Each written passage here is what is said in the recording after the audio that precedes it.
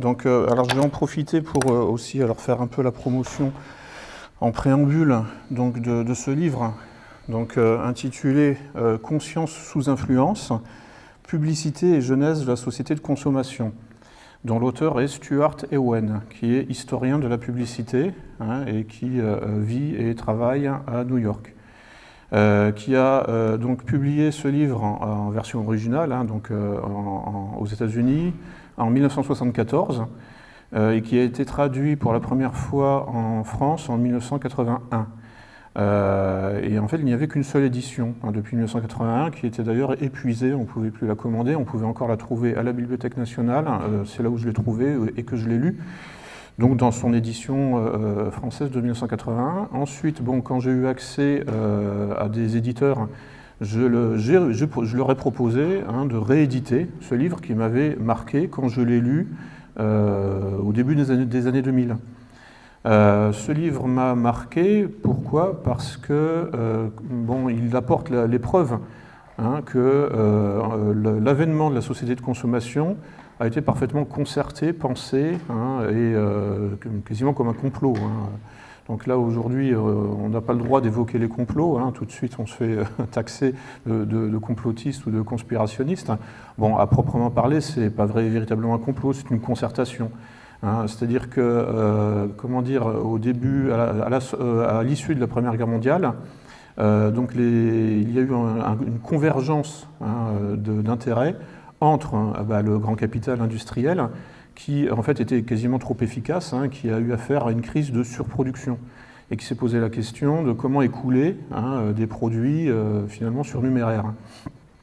Des produits d'où l'émergence en fait du concept d'obsolescence programmée, par exemple. En parallèle, de l'autre côté de l'Atlantique, il y avait eu la révolution bolchevique qui proposait un modèle de société qu'il fallait absolument critiquer et contrer. Et donc, il y a eu convergence en fait entre des intérêts politiques, c'est-à-dire contrer la menace bolchevique, et des intérêts purement économiques, c'est-à-dire écouler le flux incessant des objets produits par le capitalisme industriel. Et donc les deux phénomènes convergents ont abouti à l'idée à ce qu'on appelle la société de consommation.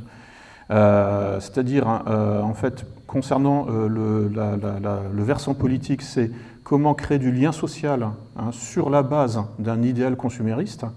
Et là, il y a eu des théoriciens qui ont été mobilisés, notamment on connaît bien Édouard Bernays, qui s'est impliqué dans l'avènement de cette société de consommation. Et puis, par ailleurs, il fallait effectivement proposer un modèle alternatif à celui du communisme qui pouvait rencontrer un certain succès dans les classes populaires. Donc il a fallu effectivement faire la promotion du American Way of Life sous l'angle d'une société en fait de consommation qui fondée sur le plaisir.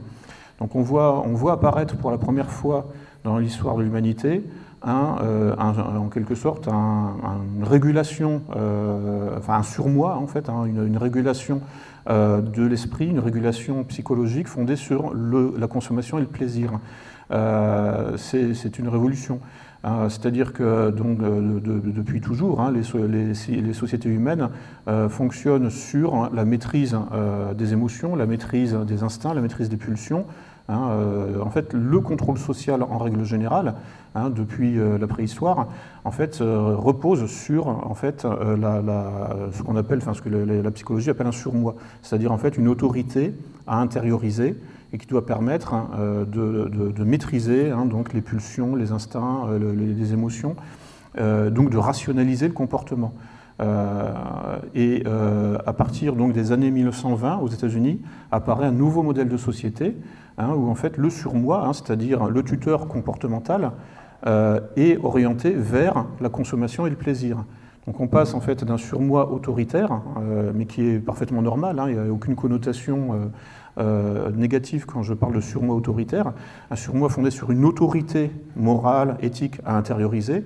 On passe de ça à un surmoi, donc un tuteur comportemental fondé sur la consommation et le plaisir, donc un surmoi hédoniste en quelque sorte, avec une obligation de jouir, hein, et qui a donné, à partir des années 60, hein, tous les slogans, hein, de mai 68, jouir sans entrave, il est interdit d'interdire, etc. etc.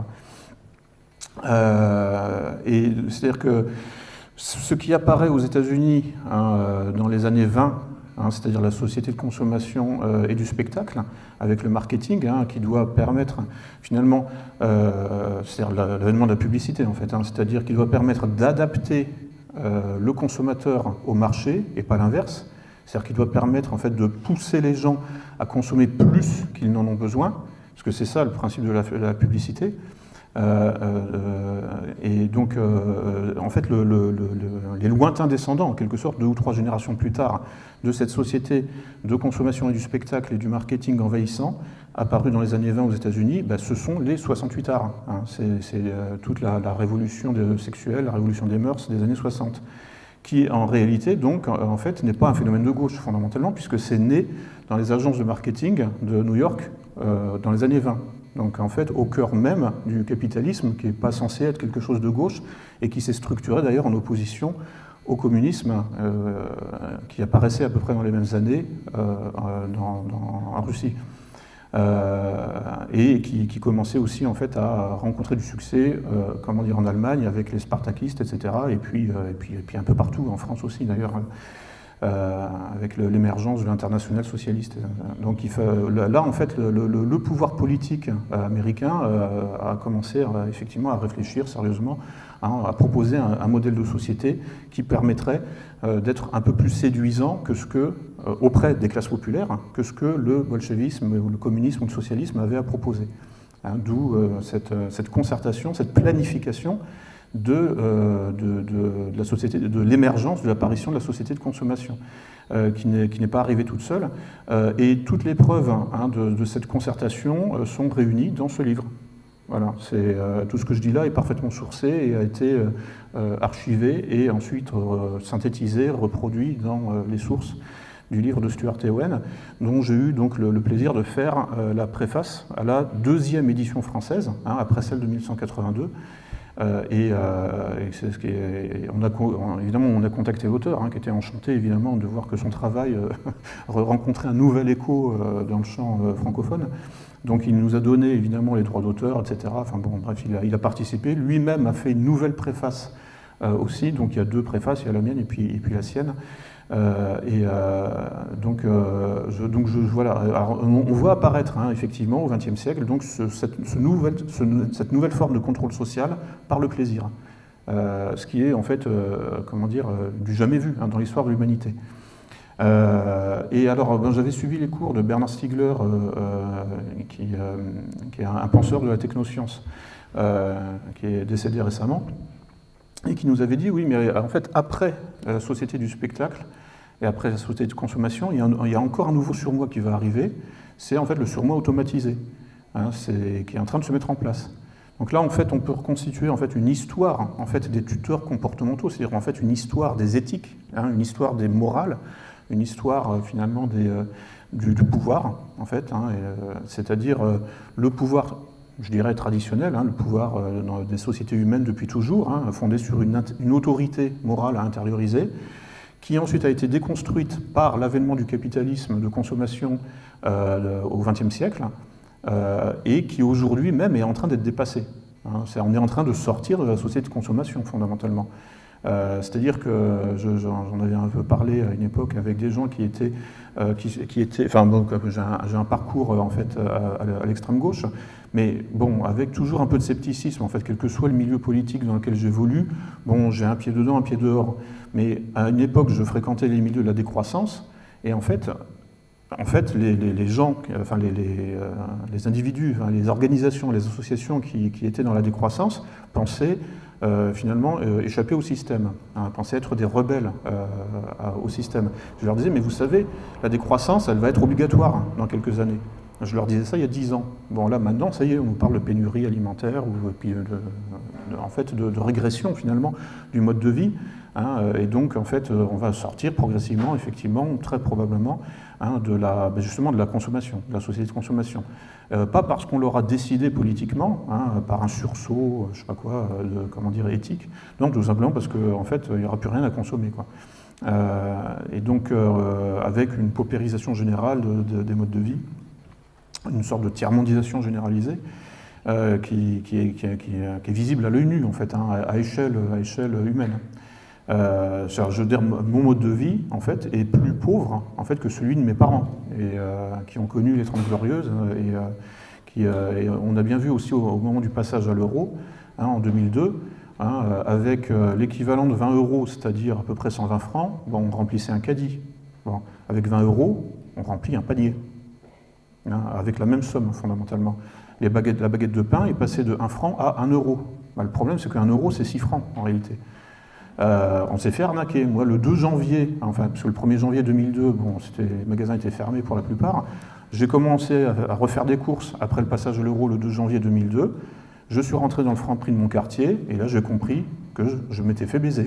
Pardonnez-moi, mais c'est vraiment le sentiment que j'ai eu. Alors que j'étais, un peu comme tout le monde, j'étais un peu naïf à l'époque, je me disais, ah oui, tiens, allez, allons-y gaiement, dans l'unité européenne, etc. Je suis devenu eurosceptique et favorable au Frexit le 2 janvier 2002, au moment où j'ai constaté que le passage à l'euro m'avait lésé sur mon pouvoir d'achat. Et ça ne s'est pas arrangé depuis. C'est une raison suffisante pour voir le Frexit, puisque les questions économiques sont des questions triviales. Je veux dire, on ne va pas chercher des raisons nobles à tout ça, en fait. Si mon pouvoir d'achat est divisé par 6, à peu près, pour ne parler que de la baguette de pain, c'est une raison suffisante pour vouloir revenir à la situation antérieure. Voilà. Donc, nous sommes là, en fait, alors si on fait une histoire, on pourrait dire, du contrôle social. Donc, le contrôle social dans les sociétés traditionnelles s'appuie sur une autorité à intérioriser. Le capitalisme invente une nouvelle forme de contrôle social par en fait, un surmoi hédoniste, par l'hédonisme, en fait, avec tout ce que ça suppose de démesure, et puis de laisser aller, justement, de débordement des pulsions, des instincts, des désirs, puisque ça faisait partie des slogans aussi de mai 68, le désir doit se libérer. Ça, c'était les fameux philosophes, Gilles Deleuze dans l'Anti-Oedipe, qui disaient voilà, nous devons tous devenir schizophrènes, c'est-à-dire en fait sans structure mentale. Et aujourd'hui, on est dans la réalisation pratique au quotidien de mai 68 et des philosophes de mai 68. Qui théorisait l'avènement des identités multiples, c'est-à-dire par exemple de la fluidité de genre, c'est-à-dire que quand je me réveille le matin, je suis un homme, et puis le soir, je peux décider d'être une femme, et puis de redevenir un homme à minuit, etc. Donc là, on est dans l'autodétermination identitaire, individualiste, et qui est un pur produit, donc effectivement, si on veut, donc, de mai 68, mais mai 68 n'est qu'une transition en réalité, transition de genre, transition en tout cas, entre les fondateurs de la société de consommation, c'est-à-dire les agences de marketing new-yorkaises dans les années 20, et aujourd'hui, donc en fait, tout le délire de la société liquide et de la fluidité de genre, ou de la fluidité identitaire. Qui est en fait le produit terminal, en fait, le capitalisme en quelque sorte en état de putréfaction, quoi. Genre là, il n'y a plus rien à sauver. Si à une époque, en fait, on a pu considérer que le capitalisme était une recette économique, proposer des recettes plus, viables que l'économie d'État, que l'économie, contrôlée et centralisée par l'État. Mais là, on voit que de toute façon, le capitalisme réunit tous les défauts, justement, on pourrait dire, de l'économie centralisée, façon socialiste ou communiste, dans la mesure où, en fait, le capitalisme lui-même est en quête de monopole. Vous connaissez, tout le monde a joué au Monopoly. Le nom du jeu veut bien dire ce qu'il veut dire. Le capitalisme est en quête de monopole et en plus, en fait, fondamentalement, il est contre-naturel, contre nature. C'est-à-dire que la nature est gratuite et décentralisée. N'importe quel être vivant a les moyens de se reproduire gratuitement et de manière décentralisée sans demander l'autorisation à Wall Street ou à Bill Gates. Eh bien, précisément, c'est avec ça, c'est avec comment dire, avec la nature, c'est-à-dire avec ce phénomène de gratuité et de décentralisation qu'il faut en finir. Le capitalisme, c'est le contraire de la nature. C'est justement, par définition, la facturation et la centralisation. Donc on se retrouve, d'où le fait que nous allons subir, nous autres êtres humains, le sort des OGM, par exemple. Les OGM, les organismes génétiquement modifiés, c'est une manière en fait, de stériliser les fruits et les légumes, puisque la plupart des OGM sont stériles, pour obliger les agriculteurs en fait, à se fournir auprès des semenciers industriels, Monsanto, Limagrain, etc. Donc là, on voit en fait que le capitalisme essaye toujours d'avoir le monopole non seulement sur les biens de consommation, mais là aussi sur la génétique, en réalité. Donc là, je suis en train de vous acheminer là, vers l'objet vraiment de la conférence, c'est-à-dire le transhumanisme, qui est en fait le produit final du capitalisme, c'est-à-dire de la tentative de mettre la main sur la nature, non seulement alors, sur la nature des fruits et des légumes, ça c'est déjà fait, mais maintenant on passe aux animaux et surtout en fait, on passe à l'espèce humaine. Donc en fait, avec le LGBT, qui est un volet du transhumanisme, c'est-à-dire que quand là, je pense à ça parce que effectivement hier, en descendant du train, on a croisé la fin d'une manif LGBT sur Rennes. Donc c'est de plus en plus, c'est visible, on le sait, de toute façon la Gay Pride a commencé dans les années 80 en France, à Paris, mais bon, en fait c'est appelé à devenir de plus en plus envahissant, c'est-à-dire que en fait le capitalisme va de plus en plus loin dans l'intimité, c'est ce que montre Stuart Ewen, c'est-à-dire que en fait, ce sont les modes de vie, et c'est les relations hommes-femmes, par exemple, les relations entre les parents et les enfants qui sont modifiées par la consommation et le spectacle, et ça commence dans les années 20 aux États-Unis. Alors en France, il y a eu un peu d'inertie socioculturelle, et en France, c'est arrivé dans les années 60, justement, avec la révolution sexuelle et le rock'n'roll, la pop, etc., toute la culture qui va avec, qui a le droit d'exister. Mais je veux dire, c'est pas, la révolution, la culture pop, ne peut pas devenir occuper la place du surmoi. C'est pas possible, sinon c'est l'effondrement. L'effondrement justement des mœurs, l'effondrement du lien social.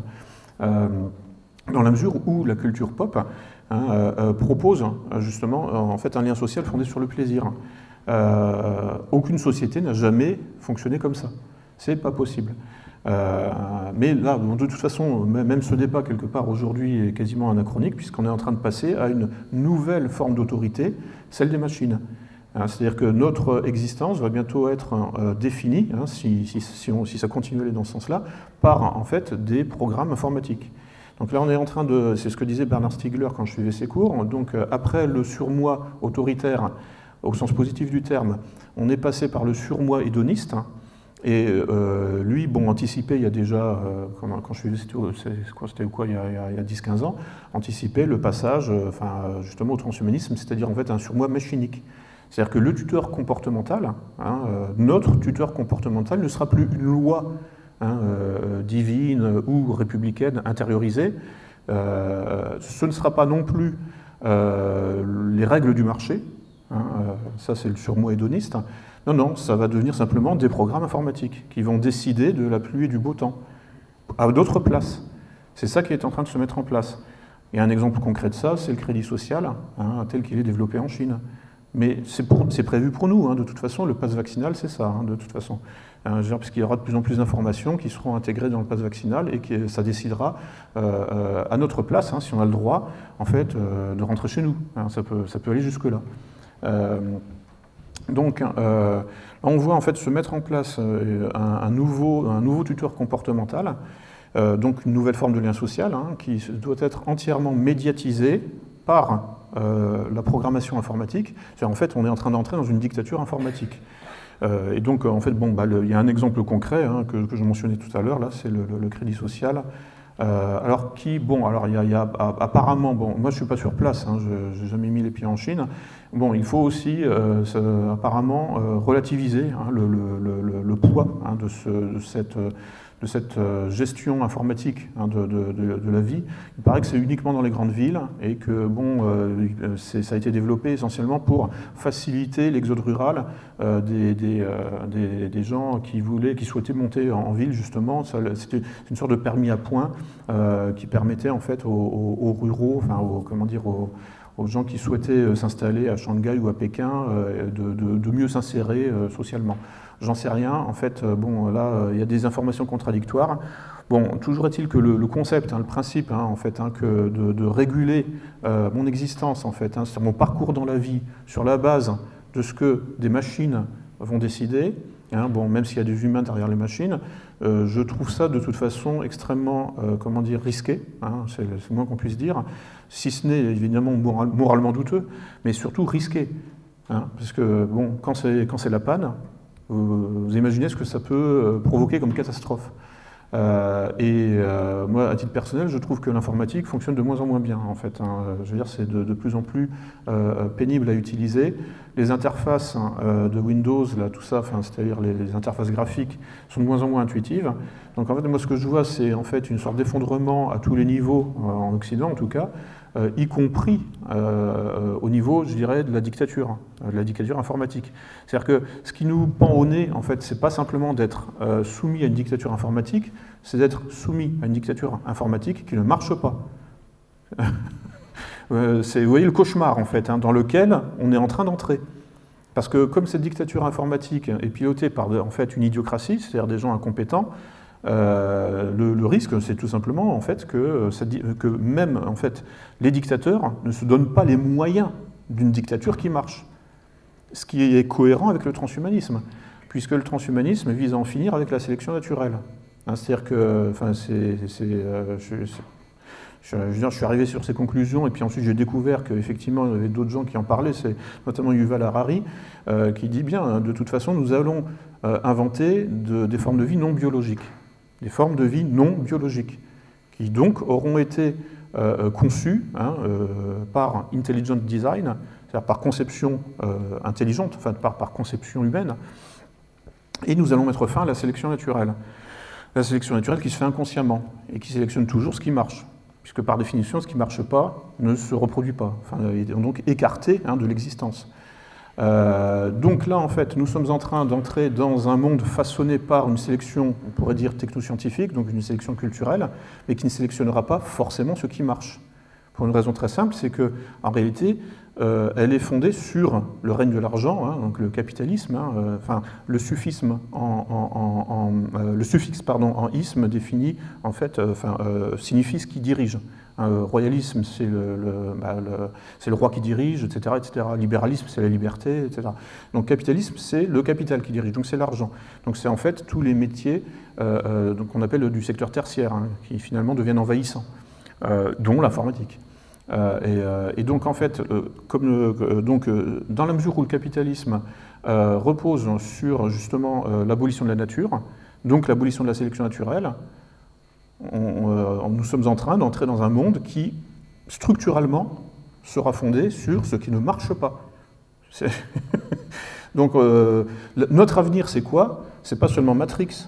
Hein, vous savez, enfin, je veux dire, la série là, de science-fiction, c'est Matrix et Idiocratie. Je ne sais pas si vous avez vu ce film, en fait. Alors là, c'est un peu une série B, en fait, hein, mais qui a eu un peu de succès il y a 15 ans. Et en fait qui met en scène donc, un type qui se fait cryogéniser, enfin, c'est-à-dire qui se fait enfermé là, dans un bloc de glace et puis qui en fait est réveillé, je ne sais plus, 500 ans plus tard. Et dans le laps de temps où en fait c'est un peu comme Hibernatus, là, vous vous souvenez, là, le film avec Louis de Funès, sauf que là c'est intentionnel, quoi. C'est une expérience que mène le Pentagone, et donc ils enferment un type dans un bloc de glace, et puis 500 ans plus tard il se réveille. Et donc, il se rend compte qu'en fait, l'humanité a régressé sur le plan intellectuel et elle est dirigée par tous les plus idiots, hein, d'où le terme d'idiocratie. Et Et en fait, bon, on n'est pas loin de ça déjà, en fait, dans la réalité. Par exemple, c'est un film américain, donc ils mettent en scène donc, le président des États-Unis, qui est un ancien acteur porno et qui s'est reconverti dans le rap, dans le film. Et voilà, bon, en fait, en gros, c'est tous les plus dégénérés de la société du spectacle et de consommation qui sont passés au pouvoir. Et qui dirigent le pays, mais qui le dirigent mal, évidemment, puisqu'ils n'ont pas les moyens intellectuels de le faire. Et on constate, on nous parle beaucoup de la baisse du QI, bah oui, mais ça affecte aussi le pouvoir. Et ça affecte aussi les informaticiens. Je parlais de ça avec un ami informaticien, justement, qui me disait, oui, en fait, alors je lui disais, mais t'as pas l'impression que l'informatique fonctionne de moins en moins bien, qu'il y a de plus en plus de bugs, etc. Il me disait, oui, mais t'as raison. En fait, c'est qu'effectivement, le QI baisse chez les informaticiens aussi, donc il y a de plus en plus d'erreurs de codage. C'est un peu, bon, c'est comme à l'école, les enfants font de plus en plus de fautes d'orthographe. Donc l'informatique, c'est aussi une langue, en fait. Donc il y a de plus en plus d'erreurs, de fautes d'orthographe dans le codage informatique, donc il y a de plus en plus de bugs. Et c'est compensé par la puissance énergétique, la puissance de calcul des machines, qui viennent au secours, en quelque sorte, du facteur humain défaillant. Là, c'est parfaitement contradictoire avec l'écologie et puis tout ce qu'on nous dit sur les économies qu'il faut faire, etc. Donc voilà, tout cela, en fait, constitue, c'est une vraie réalité, en fait, et une réalité qui est en train de devenir enveloppante. C'est-à-dire que nous sommes de plus en plus enfermés dans cette réalité, dans cette dictature informatique, qui va donc décider finalement des portes qui s'ouvriront et des portes qui se fermeront à la place d'une décision humaine. C'est le but de l'intelligence artificielle, c'est de remplacer finalement l'intelligence naturelle, en quelque sorte, l'intelligence humaine, par de l'intelligence artificielle, et notre vie, c'est-à-dire que nous serons, à titre d'être biologique, nous serons tolérés à l'intérieur d'un environnement informatique global, qui décidera à notre place de notre destin, nous, pauvres êtres de chair. Donc c'est une inversion du contenant et du contenu. C'est-à-dire que là, jusqu'à récemment, j'ai envie de dire, en fait, les objets, les artefacts, la technoscience étaient soumises à leurs inventeurs, c'est-à-dire aux humains. Bon, là, c'est un peu les phénomènes là, de l'apprenti sorcier ou de la créature de Frankenstein, etc. C'est-à-dire que la créature se retourne contre son créateur. C'est-à-dire que la technoscience est en train de se retourner contre nous et en train de prendre le contrôle de nos vies. Et alors on va me dire, oui, mais il y a toujours des humains derrière quand même. Oui, mais comme les humains seront eux-mêmes en fait en déclin intellectuel, c'est-à-dire qu'en réalité, tout est en fait en train d'aller vers la panne structurelle, vers l'erreur système généralisée, et humain et machine formant un tout, un système. Et avec des humains qui en réalité vont se soumettre, même le programmeur de toute façon, même le concepteur, même Bill Gates se soumet lui-même en fait à l'univers qu'il a lui-même créé. C'est-à-dire qu'en fait, après il y a une espèce comment dire ça, c'est le principe un peu de la course aux armements, c'est-à-dire que vous êtes de toute façon engagé dans une fuite en avant pour ne pas être en décrochage capacitaire. Ça, c'est le terme utilisé par les militaires pour désigner le moment où votre ennemi prend l'avantage sur vous en termes de force de frappe. Et la force de frappe, elle est définie toujours par des artefacts, c'est-à-dire par des armes, donc par la technoscience. Donc là, on voit qu'il y a en fait un moteur de l'histoire, qui est tout simplement la technoscience, qui définit en réalité le champ d'application de votre volonté de puissance. C'est-à-dire que si vous vous souvenez là, du film de Kubrick, là, 2001, l'Odyssée de l'espace, en fait, donc il fait, au début ça commence là, chez les australopithèques, quand il découvre le premier outil. C'est-à-dire en fait il y a un australopithèque là, dans la tribu qui découvre qu'avec un os, il peut faire du mal à quelqu'un. Il peut frapper, il peut taper sur la tête de quelqu'un de la tribu ou de la tribu ennemie qui est venue les attaquer. Donc c'est une espèce de tibia en fait qu'il a trouvé sur un cadavre d'animal, et il utilise ce tibia en fait comme un prolongement de son bras, et pour faire encore plus mal qu'avec son poing.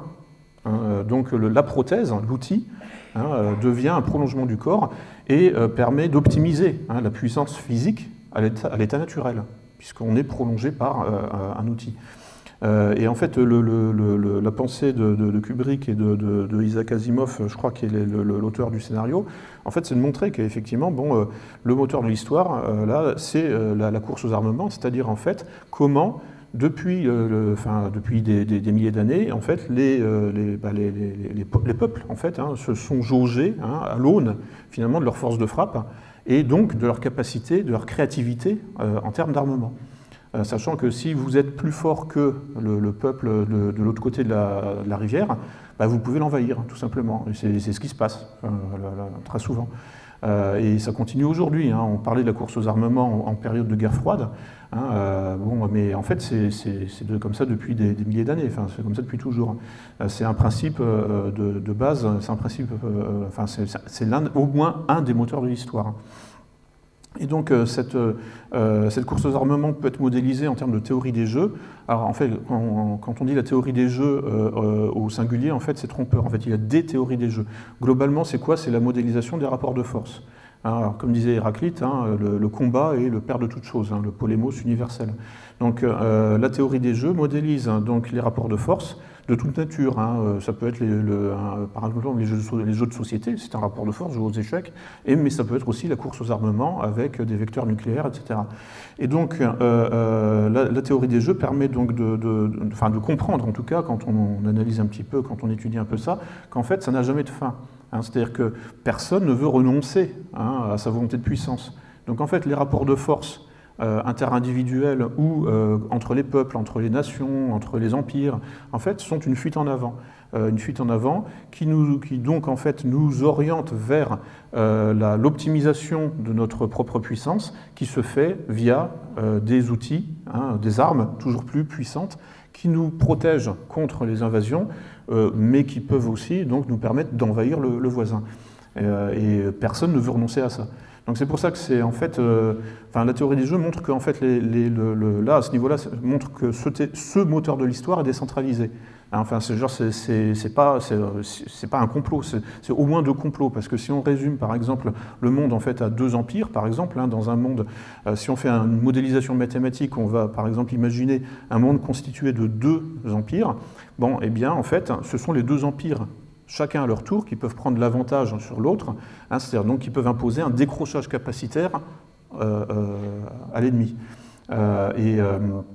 Donc c'est décentralisé. Tout le monde est coupable en quelque sorte en fait de la course aux armements dans un environnement compétitif. Ça c'est transposé en économie, hein, pour les théoriciens de l'économie libérale. En quelque sorte, tout ce qui se passe dans un système économique libéral est le fruit des interactions de tous les acteurs sans exception. Bon, voilà. Donc la théorie des jeux peut aussi trouver des applications en économie.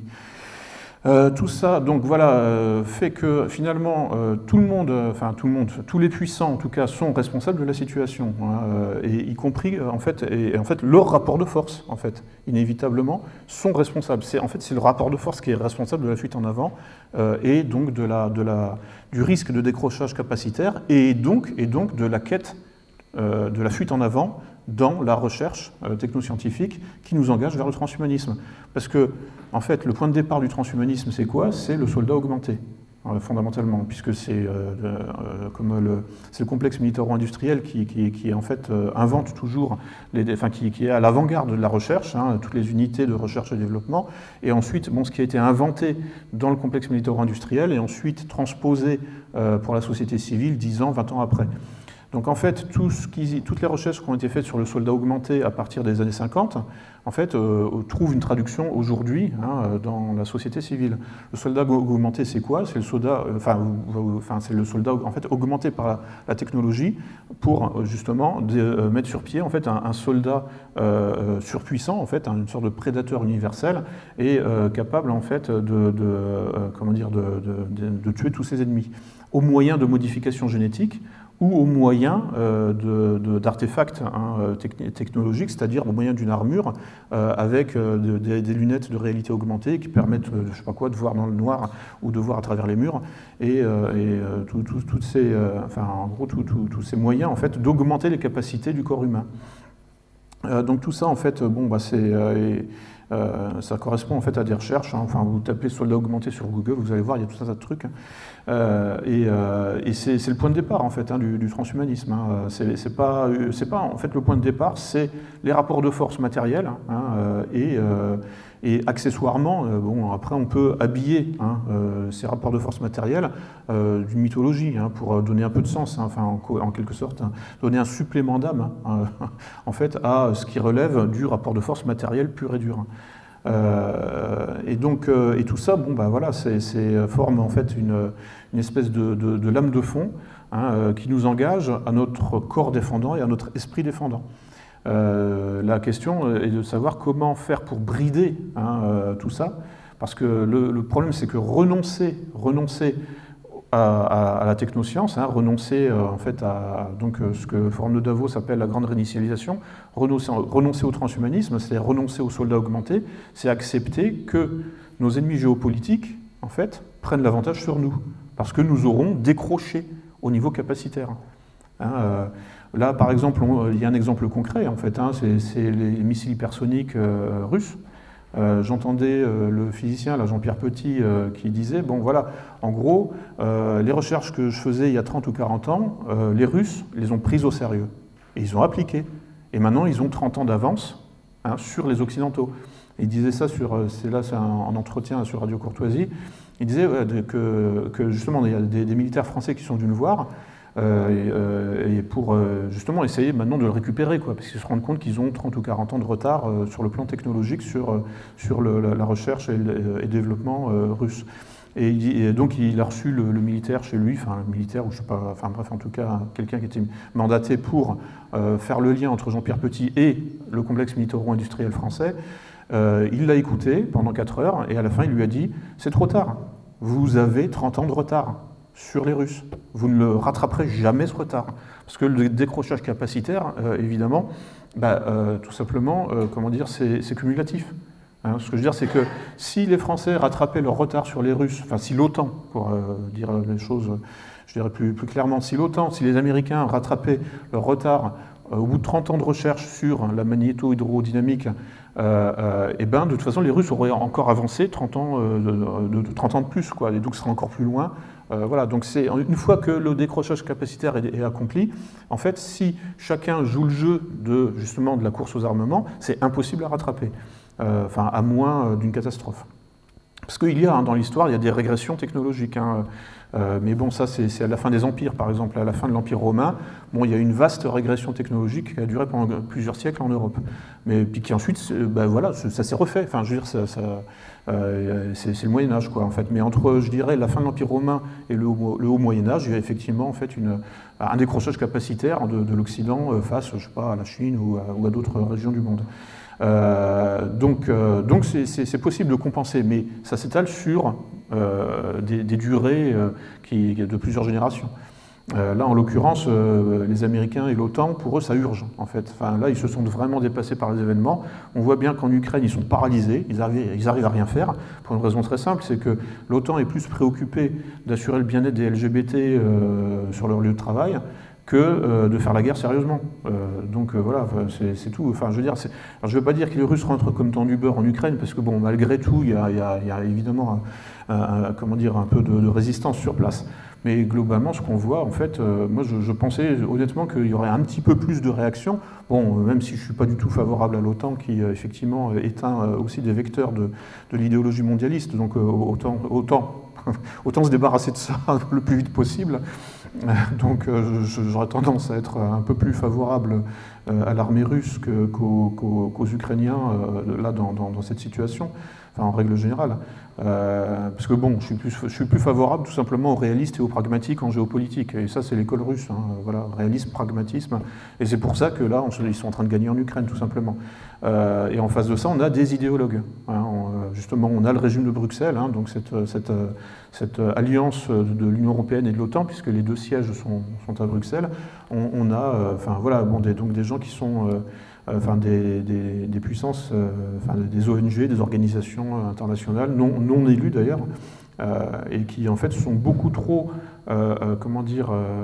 aveuglés en fait, par leur propre idéologie pour revenir en arrière. Donc là aussi c'est une fuite en avant, mais dans l'effondrement, c'est-à-dire dans l'idiocratie. Et là on voit bien qu'effectivement l'OTAN est paralysée parce qu'elle n'a même plus les moyens intellectuels de ses ambitions impériales. C'est-à-dire que l'OTAN n'a même plus les moyens d'embêter les Russes, voire de les conquérir. Même s'ils arrivent à grappiller du terrain en faisant rentrer la Finlande et la Suède dans cette alliance géopolitique, de toute façon, ils n'auront pas les moyens de faire la guerre. Et là, on le voit en temps réel, sur un théâtre d'opération concret en Ukraine. Alors on va me dire, oui, mais l'Ukraine n'était pas dans l'OTAN. Oui, elle n'y était pas déjourée, mais elle y était de facto, vu le nombre justement d'instructeurs occidentaux qui sont sur place depuis des années. Ça commence en 2014.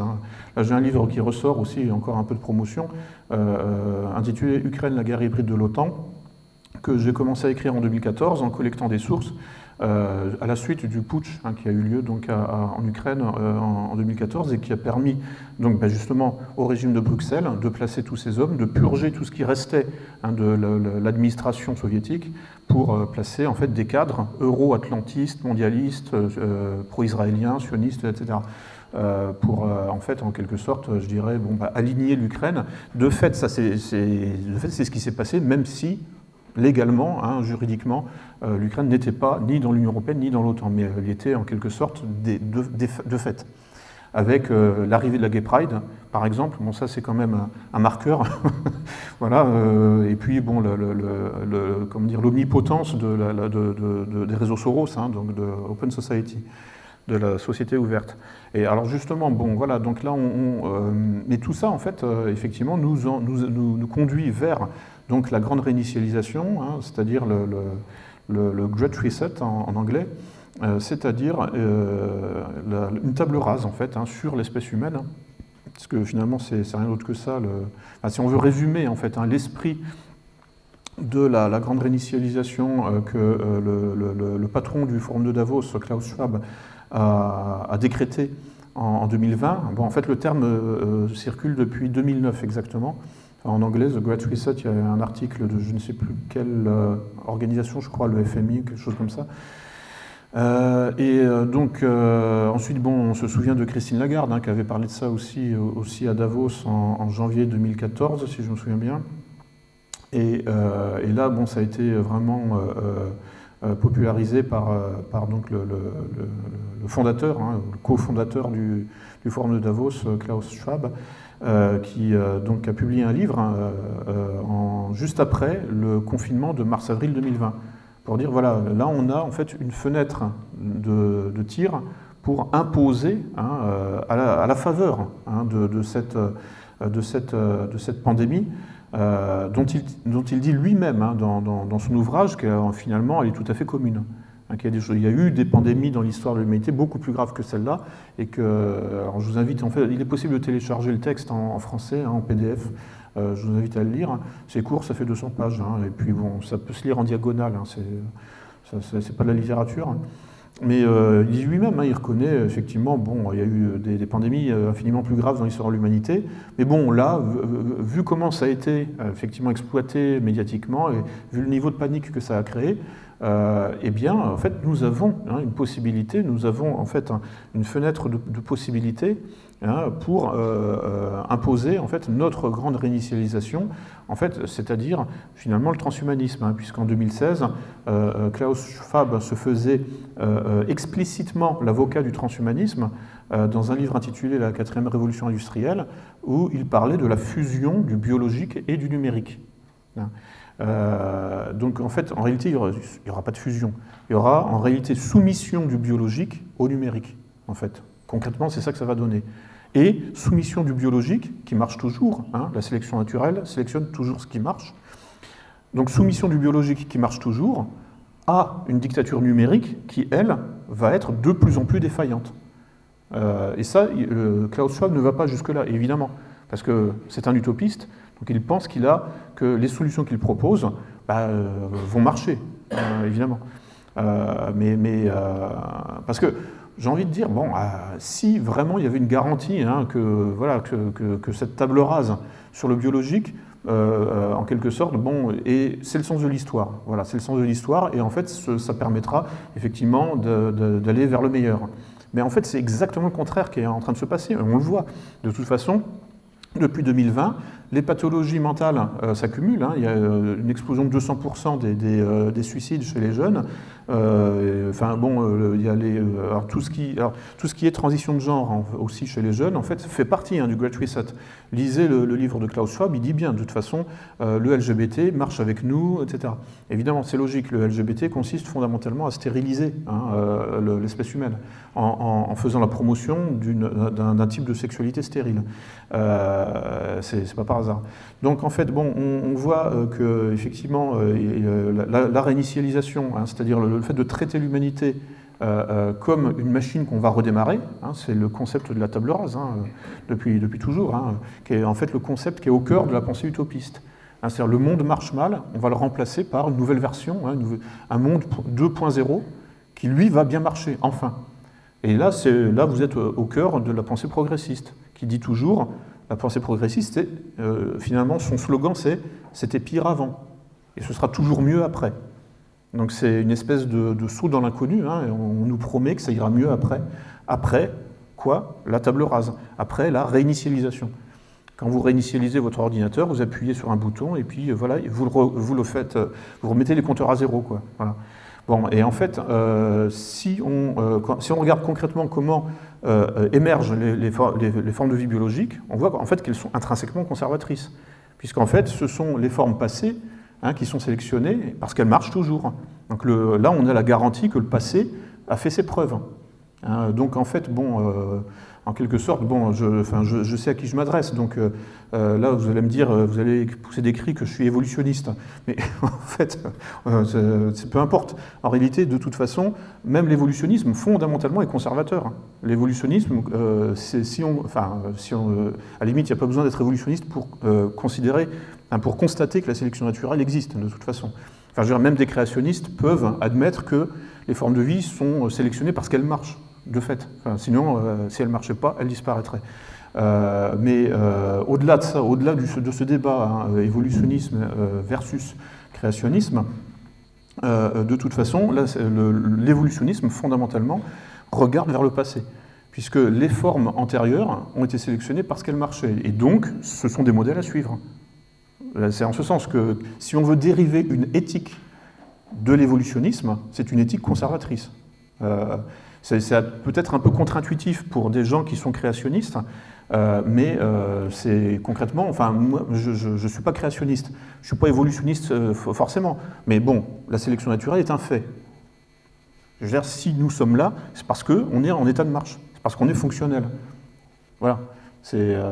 Et nous sommes des produits de la nature, fondamentalement. Je veux dire, jusqu'à ce qu'il y ait, pour l'instant, il n'y a pas encore d'utérus artificiel. L'ectogénèse, ça ne marche pas encore. Alors quand il y aura effectivement des enfants fabriqués de manière entièrement artificielle, on verra. Mais pour l'instant, nous sommes des produits de la nature et nous sommes fonctionnels. Donc voilà, là c'est une validation de la sélection naturelle. Toute simple en fait, et pas besoin de rentrer dans le débat évolutionnisme ou créationnisme. Donc là je faisais une digression, je ne sais plus où j'en étais. Enfin bon, en gros oui, voilà, oui c'était par rapport à l'utopie, à la pensée utopiste. Donc le Great Reset, le transhumanisme, la réinitialisation, en fait tous ces projets, etc., appartiennent à la tradition utopiste, qui est éminemment dangereuse dans la mesure où elle nous promet des lendemains qui chantent, mais sur la base d'un pari sur l'avenir. C'est que, en fait, d'après mon plan de réorganisation de la société, ce sera mieux après. Le problème, c'est que ce plan n'a jamais été testé. C'est ça le problème de l'utopie. C'est qu'on nous promet une amélioration de la condition humaine sur la base de projections, de plans, de planification qui n'ont jamais encore été testés, par définition. Puisque si elles avaient déjà été testées, elles appartiendraient au passé. Vous voyez, et donc promettre une amélioration de la condition humaine sur la base d'un modèle passé, ça c'est le conservatisme authentique dans lequel je me reconnais, avec éventuellement des réformes ou des adaptations, je sais pas, aux évolutions des contextes. Mais fondamentalement, là, l'utopie se veut radicale toujours. Hein. On coupe avec le passé et on passe justement à un modèle qui n'a encore jamais été testé. Et le danger est là, en fait, hein, du transhumanisme. Et en plus, bon, moi je peux dire déjà à l'avance, hein, en fait, en faisant tout simplement un peu d'épistémologie, c'est-à-dire d'histoire des sciences, que le modèle qu'on nous promet, de toute façon, ne marchera pas, puisqu'on voit déjà qu'il est défaillant, et que l'informatique, effectivement, n'est pas la panacée, hein, que les formes de vie non biologiques, hein, qu'on nous promet, ce sera quoi? Ce sera des formes de vie qui seront animées par du code informatique, et non plus du code génétique, du code informatique écrit par des informaticiens dont le QI est en baisse. Enfin, vous voyez en fait toute la cascade en fait, hein, d'effets, de causes et d'effets là en fait, qui va arriver à un effondrement total finalement et à une disparition de toute forme de vie sur Terre, si on continue comme ça. En réalité, ce qui nous menace là aujourd'hui, c'est en fait la même extinction que celle des dinosaures, quoi, en fait. Hein. Le transhumanisme nous promet ça au prétexte en fait, hein, de nous emmener vers un monde meilleur. Et je pense que Klaus Schwab et que Bill Gates sont assez sincères. Hein, bon, alors évidemment, ils ne disent pas qu'il faut supprimer 90% de la population, parce que ça, évidemment, ça provoquerait des réactions. C'est là où ils passent à l'ingénierie sociale, hein, enfin, au sens vraiment moderne du terme, hein, c'est-à-dire que l'utopie, c'est la première partie de l'ingénierie sociale. En fait, l'ingénierie sociale s'est constituée au XXe siècle, au XIXe siècle, pardon, comme en fait, tout simplement, je dirais, une méthodologie de la réalisation des utopies. C'est avec une conception scientifique de la société, hein, et que nous allons réorganiser, hein, comme un ingénieur va réorganiser une maison, par exemple, hein, un bâtiment, c'est-à-dire en fait un espace tridimensionnel. Hein, bon, il y a des disciplines apparentées, hein, il y a aussi l'ingénierie génétique, l'ingénierie financière, l'ingénierie du bâtiment, etc. Et l'ingénierie sociale, toutes ces disciplines conçoivent leur objet de la même manière. Hein, c'est un objet que l'on peut déconstruire et reconstruire. Donc là, on en est là, en fait, avec l'ingénierie sociale. Hein, c'est l'ingénierie de l'humain, en fait. Nous pouvons déconstruire l'humain et le reconstruire. Alors, ça a donné toutes les utopies du nouvel homme, hein, dans le communisme, dans le fascisme, dans le nazisme, et aujourd'hui dans le capitalisme. Parce qu'en fait, le nouvel homme, alors ça c'est un peu moins connu, mais c'est justement ce que démontre ce livre, c'est que le capitalisme lui aussi, a sa définition du nouvel homme. C'est l'homo consumeris, quoi, pour ainsi dire. C'est-à-dire l'homme adapté au marché. C'est le fruit d'une planification aussi. C'est-à-dire qu'on parle beaucoup de la planification économique, hein, ou socio-économique des communistes, hein, le Gosplan, etc., voilà, l'économie planifiée. Mais en fait, en réalité, ce qu'on ne sait pas, c'est que le capitalisme a été, lui aussi, une économie planifiée, à partir des années 20, ce que démontre Stuart Ewen. Planifiée pour adapter l'humain au système du marché.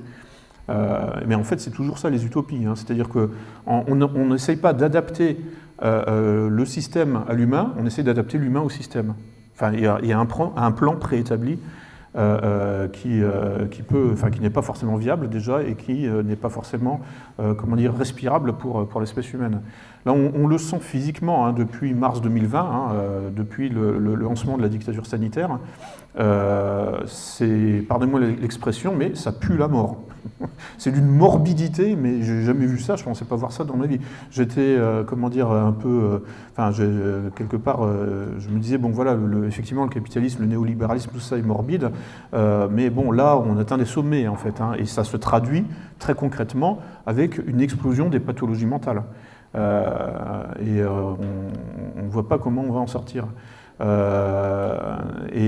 Avec justement alors des pathologies mentales là j'ai un ami qui est prof en Nord-Pas-de-Calais et qui est dans son école, enfin qui est directeur.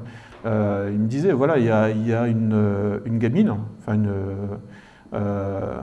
qui est directeur d'un collège si je me souviens bien. Il y a une gamine qui est en transition de genre. Voilà. Donc elle prend des produits pour se faire pousser la moustache. Le problème, c'est qu'il y a des dommages collatéraux, enfin, il y a des effets indésirables. Et maintenant, elle se retrouve en fauteuil roulant. Voilà, c'est un peu comme les vaccins, enfin, tous les effets indésirable des vaccins, avec des gens qui se retrouvent finalement à l'hôpital après avoir subi une injection de vaccin qui devait les sauver contre justement un risque d'hospitalisation. Voilà. Donc là, on est en train de s'acheminer vers en fait, une humanité complètement dégénérée, complètement bancale, en fait, qui ne marche plus. J'ai envie de dire, c'est un petit peu, en quelque sorte, le slogan, enfin pas le slogan, mais le slogan inconscient, en quelque sorte, mais c'est vraiment la ligne directrice, en fait, du transhumanisme, qui n'est lui-même que l'expression de ce capitalisme en état de putréfaction, c'est vraiment la culture de ce qui ne marche pas. Ça ne marche pas. Mais on veut nous faire rentrer là-dedans de force quand même. Et si c'est pas par la force, c'est par la ruse. Hein. Et ça, c'est vraiment les deux axes de l'ingénierie sociale qui nous est appliqué, puisque là, depuis 2 ans, le terme, enfin, je me sens un peu moins seul, quoi, mais ça commence à circuler. Vous avez vu notamment le cardinal Vigano, qui en a parlé. Et puis, ça devient, l'expression devient un peu populaire, parce qu'on est vraiment dans un travail de restructuration complète des sociétés humaines, mais à échelle internationale. Donc on est dans la démolition contrôlée, en fait, de l'humain, pour le reconstruire sur un nouveau plan, un nouveau plan qui doit, en théorie, d'après les utopistes, mieux marcher qu'avant, selon le principe des progressistes, comme quoi, en fait, c'était pire avant et ce sera mieux après. Donc, en fait, la réalité prouve que c'est jamais comme ça. Donc, à quoi ça sert? En réalité, là, on est finalement dans un stratagème rhétorique. Et c'est d'ailleurs, en fait, ce que dit Klaus Schwab à mots couverts, puisque après son livre sur la grande réinitialisation, il a sorti un livre intitulé The Great Narrative, donc le grand récit. Et où il dit clairement, en fait, alors je vais vous lire, là, j'avais télécharger l'avant-propos.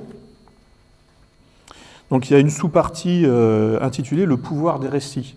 Et il dit, les histoires sont essentielles pour nous, car en tant qu'êtres humains et animaux sociaux, nous sommes des créatures qui racontent des histoires. Le philosophe Jean-Paul Sartre l'a dit dans La Nausée, un homme est toujours un conteur, il vit entouré de ses histoires et de celles des autres, il voit tout ce qui lui arrive à travers elles, et il essaie de vivre sa vie comme s'il la racontait. Donc, Robert Schiller, fin de citation de Sartre, Robert Schiller, le père de l'économie narrative, va plus loin en établissant un lien entre les récits et les décisions que nous prenons. Ouvrez les guillemets, le cerveau humain a toujours été très porté sur les récits, factuels ou non, pour justifier les actions en cours. Fin de citation. La riche littérature savante sur les récits montre clairement que nous pensons, agissons et communiquons en termes de récits. Et que chaque interprétation, compréhension ou modèle du fonctionnement du monde commence par une histoire. Les récits fournissent le contexte dans lequel les faits que nous observons peuvent être interprétés, compris et utilisés. En ce sens, ils représentent bien plus que les histoires que nous racontons, écrivons ou illustrons au sens figuré. Ils finissent par être les vérités ou les idées que nous acceptons comme telles, comme véridiques, qui sous-tendent les perceptions qui façonnent nos réalités et, ce faisant, forment nos cultures et nos sociétés. Donc, à travers les récits, nous expliquons comment nous voyons les choses, comment elles fonctionnent, comment nous prenons des décisions et les justifions, comment nous comprenons notre place dans le monde et comment nous essayons de persuader les autres d'adhérer à nos croyances et à nos valeurs. Pour résumer, les récits façonnent nos perceptions qui, à leur tour, forment nos réalités et finissent par influencer nos choix et nos actions. C'est par eux, les récits, que nous trouvons un sens à la vie. Et donc, face à une utopie qui prouve qu'elle ne marche pas au quotidien, là on voit une offensive du pouvoir pour recouvrir le réel par en fait une fuite en avant dans les récits. En fait, le pouvoir, comme on dit, est de plus en plus déconnecté de la réalité et se réfugie de plus en plus dans du storytelling, c'est-à-dire dans une activité en fait, de réécriture du réel. Donc en fait, le pouvoir aujourd'hui, c'est essentiellement un pouvoir de reformulation du réel. Ce qui ne marche pas, donc le système dans lequel nous vivons, est reformulé au niveau de la narration, au niveau du rapport, au sens de faire un rapport, en fait, au niveau de la relation, au sens de faire un récit.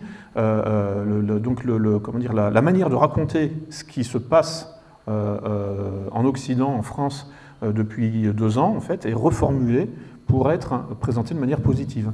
Et à partir du moment où vous pouvez reformuler, parce que vous avez les médias sous contrôle, vous pouvez donc reformuler le réel et vous pouvez gagner les élections sans même besoin de procéder à des fraudes électorales. Donc ça, c'est un débat qu'on a vu tout à l'heure à table. Hein. Y a-t-il eu fraude ou pas à la présidentielle? En fait, je pense que c'est même pas nécessaire. Hein. C'est-à-dire qu'en fait, le récit macroniste sur son mandat, depuis 2017, en fait, a véritablement été pris pour la réalité par des millions de gens qui, en fait, n'ont pas les moyens de le contester, ou du moins pas encore, soit parce qu'ils n'ont pas les moyens intellectuels de le faire, donc bon, enfin, ils vont en fait se vouer, ils vont en quelque sorte se laisser influencer par le volume sonore le plus fort. De fait, bon, souvent c'est que ça en fait, c'est-à-dire que le discours auquel on va se fier, c'est parce que c'est celui qui se fait le mieux entendre en fait, c'est-à-dire c'est celui qui est le mieux diffusé, et ou alors c'est celui qui gueule le plus fort, quoi. Ou c'est le dernier qui a parlé qui a raison, quoi, en fait, c'est souvent comme ça pour beaucoup de gens. Donc là, on voit qu'on est effectivement dans une dissociation croissante, un découplage croissant entre le réel et la narration sur le réel, et avec donc encore une fois un phénomène de fuite en avant, c'est-à-dire que le déni de réalité, dans la mesure où en fait risque de provoquer des chocs en retour, ça c'est les mécanismes psychologiques classiques, plus on dénie, plus on nie les faits, et plus le retour du réel sera violent. Et donc en fait, aujourd'hui par exemple, il y a un retour du réel en Ukraine pour l'Occident, pour l'Occident atlantiste, qui est ultra violent en fait, d'où cette fuite en avant dans le virtuel, dans les médias occidentaux, qui nous disent, voilà, on voit BFM TV même défendre le régiment Azov, c'est ce qui est assez prodigieux, quoi, je veux dire, en termes de, comment dire, de ce que ça révèle, en fait, sur le système occidental, qui est tout à fait capable de prendre fait et cause pour, en fait, une unité paramilitaire qui cultive la mémoire du Troisième Reich. Et ça pose aucun problème, ça passe comme une lettre à la poste. Donc, mais ça, c'est comme ça depuis 2014. C'est d'ailleurs pour ça que je me suis lancé dans une étude sur les tenants et les aboutissants du putsch en Ukraine de 2014, parce que déjà en 2014, on voyait une solidarité des médias occidentaux avec les groupes de combat issus du nazisme ou du néonazisme, enfin bref, issus du nationalisme ethnique anti-russe. Nationalisme ukrainien qui est intrinsèquement anti-russe, puisque les nationalistes ukrainiens considèrent, comme Hitler d'ailleurs, en fait, que les Russes ne sont pas des blancs, que ce sont en fait au mieux des métis de blancs et d'asiatiques. Et que pour cette raison-là, bon, en fait, ce sont des... en gros, il n'y a pas à les prendre au sérieux et on peut se permettre de les envahir et ils ne seront pas capables de toute façon de se défendre. Bon, c'est exactement le contraire qui se passe. C'est-à-dire qu'en fait, quand on entretient une idéologie qui est totalement détachée du réel, attention à l'effet boomerang et au choc en retour, au retour du réel, qui est d'autant plus violent et qui peut menacer effectivement tout l'équilibre du fantasme qui vient recouvrir le réel. Et de tout l'enchaînement de fantasmes, en fait, parce que c'est pas un fantasme, en fait, c'est un monde mental complet qui peut s'effondrer. Donc là, on en est là aujourd'hui avec, comment dire, avec le macronisme, avec comment dire, l'hypertrophie des médias, l'hypertrophie du rôle des médias, dont la fonction, comme disait Patrick Lelay, c'est d'occuper le temps de cerveau disponible. Donc là, on est dans l'ingénierie sociale, en fait. C'est aussi ce qu'un conseiller d'Obama, qui s'appelle Cass Sunstein, avait conceptualisé sous le terme d'infiltration cognitive. C'est aussi le père, l'un des fondateurs du concept de nudge. Vous avez peut-être entendu parler de ça, c'est-à-dire en fait, en gros, les méthodes de manipulation, mais par étapes, pour ne pas justement éveiller la méfiance. On y va doucement, et en fait, ça c'est vieux comme le monde, évidemment, mais bon, à intervalles réguliers, c'est reformulé par les experts en psychologie sociale et les experts en stratégie militaire, tout ça, et qui en fait donc reformule à intervalles réguliers des vieilles méthodes bien connues. Donc là, le nudge, c'est quoi? C'est tout simplement procéder par étapes pour ne pas éveiller la méfiance. Là, on est au cœur aussi de l'ingénierie sociale, hein, qui est en fait un travail sur en fait, les relations de confiance, de méfiance et d'indifférence. C'est-à-dire l'ingénierie sociale consiste en fait à usurper une identité inoffensive pour justement ne pas éveiller la méfiance et pour même, si possible, éveiller la confiance. À partir du moment où vous êtes inoffensif dans la perception et la sensibilité d'autrui, automatiquement il vous fait confiance, hein, ou du moins vous pouvez cultiver une certaine indifférence. Donc vous pouvez aussi avancer derrière, on pourrait dire, un écran d'invisibilité, en quelque sorte.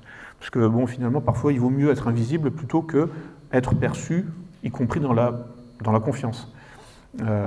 L'ingénierie sociale, donc, c'est en fait un travail sur les perceptions pour en fait ne jamais être perçu comme un danger, donc pour ne jamais éveiller la méfiance, hein, et ce qui permet de s'ouvrir en quelque sorte une voie dans la sensibilité d'autrui, et donc dans son esprit, hein, pour commencer en fait à réécrire la réalité d'autrui à sa place. Et en fait, pour écrire votre réalité, si je me positionne en tant qu'ingénieur social, là, par exemple, là, en ce moment, en fait, je fais de l'ingénierie sociale quelque part. C'est-à-dire qu'en fait, vous me faites confiance puisque vous êtes venu là pour m'écouter. Et en fait, pour réécrire votre réalité, en quelque sorte, ou du moins pour en fait, l'enrichir, j'ai simplement besoin, en fait, que les éléments de langage que j'utilise soient intériorisés par vous. Et si en plus, ensuite, vous utilisez mes éléments de langage, bon ben là, c'est gagné. C'est-à-dire qu'en fait, j'ai pris le contrôle d'une partie de votre esprit au moins. Alors, les grands manipulateurs, hein, les gourous, là, les chefs de secte, bon, cherchent toujours à zombifier complètement leur public. Hein. Donc, en fait, cherchent à imposer leurs éléments de langage entièrement, hein, de A à Z, pour fabriquer des clones d'eux-mêmes, en quelque sorte. Donc là, c'est le principe, je dirais, de la dérive sectaire. C'est aussi le principe de la militarisation, hein, quelque part, hein, dans son aspect un petit peu inquiétant. Hein, c'est la fin de l'individu, quoi, en fait. Hein, mais une armée efficace, normalement, justement, une armée efficace doit agir comme un seul homme. Normalement, une armée efficace, c'est une armée de clones, hein, littéralement, quoi. C'est avec une hiérarchie, mais en fait, quand on appartient à la même hiérarchie, il doit y avoir consensus. Imaginez une armée où il n'y aura pas de consensus entre les bidas, etc., entre les hommes de terrain, c'est terminé, il n'y a plus d'armée. Donc en fait, il y a, tout ça, de toute façon, ça relève du pharmacone, en fait, hein, c'est-à-dire que c'est le dosage qui fait le remède, hein, ou le poison. Hein, donc en fait, tous ces phénomènes, hein, tous ces mécanismes de psychologie sociale peuvent être utilisés pour le bien comme pour le mal. C'est le contexte, hein, qui décide en réalité, et c'est le dosage qui fait la différence. Donc l'ingénierie sociale à ce stade, donc en fait, c'est le travail sur la confiance, hein, le travail sur la confiance, mais ça peut être aussi le travail sur la méfiance pour monter des conflits triangulés, hein, au sein d'un groupe. Par exemple, si vous, dans votre communauté, vous faites confiance, et que moi j'arrive pour vous infiltrer, vous détruire, vous décomposer, hein, au sens de la Zersetzung, hein, appliquée en Allemagne de l'Est, mais là où, encore une fois, c'était justement une méthode appliquée par la Stasi pour isoler, hein, les dissidents. En fait, il s'agit de faire monter la méfiance entre vous. Voilà, c'est la bande dessinée d'Astérix, hein, la zizanie, etc. Donc en fait, pour monter des conflits triangulés, en fait, je dois faire monter la méfiance entre vous, et donc votre communauté, qui reposait sur la confiance, va commencer à se dissoudre. C'est-à-dire qu'en fait, le lien social fondé sur la confiance, en fait, va se dissoudre, et c'est la réalité même de votre communauté qui va disparaître. En fait, alors ça, c'est ce que je dois en fait au psychanalyste et psychiatre Jacques Lacan, hein, qui a étudié justement le phénomène de la construction de la réalité, et qui a, alors en fait, avant ça, c'est-à-dire que j'étais adhérent à la société de mémétique à une époque, et j'ai appris donc de la part d'un spécialiste en sécurité informatique que les experts en sécurité informatique, c'est-à-dire en ingénierie sociale, hein, puisque l'ingénierie sociale est appliquée en sécurité informatique, utilisaient un mathème de Jacques Lacan qui s'appelle le schéma R. En fait, c'est une modélisation quasi mathématique d'un mécanisme psychologique, pour dire les choses simplement. Et donc, en fait, le schéma R, c'est le schéma R pour réalité. Et c'est le schéma de construction de confiance qui est synonyme de construction de réalité. Je vais vous donner un exemple très concret. Dans un couple, hein, par exemple, si la confiance disparaît, c'est la réalité du couple qui disparaît. Plus largement, appliqué à l'échelle d'une communauté, si la confiance disparaît entre vous, c'est la réalité de votre communauté qui disparaît. Vous voyez comme quoi, en fait, confiance et réalité, fondamentalement, sont synonymes. C'est-à-dire qu'en fait, c'est aussi l'espace psychologique commun, qui vous est commun, qui disparaît. Puisque, d'un seul coup, tant que je pense que vous partagez avec moi un espace psychologique commun, c'est-à-dire des valeurs communes, eh bien, en fait, on se fait crédit mutuellement, on se fait confiance. Si d'un seul coup, je commence à me méfier, à me dire « Ah, il y a peut-être des gens dans la salle qui sont, je sais pas quoi, qui ne partagent pas ce que je pense », bien, je commence en fait à justement, la communauté, c'est-à-dire en fait, la projection en fait, sur les valeurs communes commence à se fissurer, à se décomposer, et on commence en fait à partir chacun de notre côté, comme quand il y a un divorce par exemple, où chacun part de son côté parce qu'il n'y a plus de confiance entre les membres du couple. Et on peut reproduire ça en fait à tous les niveaux. On voit ça en France en ce moment. En fait, le pays est en train de se dissoudre complètement sur une base communautariste, parce que en fait, tout simplement, voilà, il n'y a pas de confiance. La confiance qui suppose de l'homogénéité, évidemment, soit réelle, soit supposée. D'où le fait du crédit qu'on accorde à l'autre. Mais la confiance, elle s'appuie sur quoi? Sur des expériences passées, où on sait ce que pensent les autres parce que ça a été mis à l'épreuve justement du réel. Et il y a une partie aussi qui est supposée. On suppose que ça va continuer comme c'était jusqu'à présent. Donc il y a les deux aspects, mais dans la mesure où la confiance, c'est-à-dire ce que je suppose de ce que pensent les autres, disparaît, voilà, c'est carrément la communauté qui disparaît, c'est-à-dire c'est l'homogénéité qui disparaît, et on entre dans l'entropie, dans les phénomènes d'entropie sociale. Et aujourd'hui, en fait, on peut tout résumer de cette manière-là, en fait. C'est-à-dire qu'on assiste à un phénomène de montée de l'entropie, c'est-à-dire de montée du désordre, que faire pour rétablir de l'ordre, mais du véritable ordre. Je ne parle pas en fait de taper à coups de matraque sur les gilets jaunes ou ce genre de choses, ou de coller des PV aux gens qui ne portent pas le masque dans la rue. Ça, c'est pas ça l'ordre en fait, évidemment. Non, mais comment rétablir de l'ordre? C'est-à-dire en fait de la confiance, parce que la confiance crée de l'ordre de manière quasiment naturelle. C'est-à-dire que la confiance crée de la stabilité. La confiance, c'est quoi? C'est une relation stabilisée entre deux individus, au moins, voire trois, voire quatre. Donc en fait, qui dit confiance, dit stabilité, dit ordre, et ordre juste, là, en l'occurrence, donc pas l'ordre macroniste, pas l'ordre de la grande réinitialisation, et donc travail en commun et construction, ce que les anglophones appellent du state building, ou du team building plus exactement. Là c'est le vocabulaire issu du management, mais il y a des leçons à tirer de ces disciplines. Le team building, si vous connaissez l'anglais, c'est la construction d'équipe. Voilà, en fait, un peuple, c'est une équipe. Et il y a des techniques de construction d'équipe. Alors ça peut s'appliquer au football, voilà. Donc là, chacun doit être à sa place. Je veux dire, les défenseurs sont mauvais en attaque et les attaquants sont mauvais en défense, donc il faut que chacun respecte sa place. Là, c'est un ordre juste et on peut appliquer ça en fait à toutes les communautés humaines. On a tous des velléités, pas des velléités, mais des spécialités. Et en fait, là, du fait qu'on entre justement dans une société de type liquide, en fait, avec autodétermination identitaire, en quelque sorte, c'est un peu comme s'il y avait en fait une remise à zéro, donc une réinitialisation permanente en fait, de la structure sociale, avec des prétentions de pouvoir occuper toutes les places, c'est-à-dire de pouvoir jouer à tous les postes, en fait, pour reprendre la métaphore footballistique. C'est le principe en fait de la société ouverte, la société liquide, le transhumanisme, c'est en fait de nous faire croire que nous sommes bons à tous les postes. Non, on n'est pas bon à tous les postes. Il y a des gens qui sont bons en attaquant, mais qui seront nuls en défenseur, et inversement. Voilà.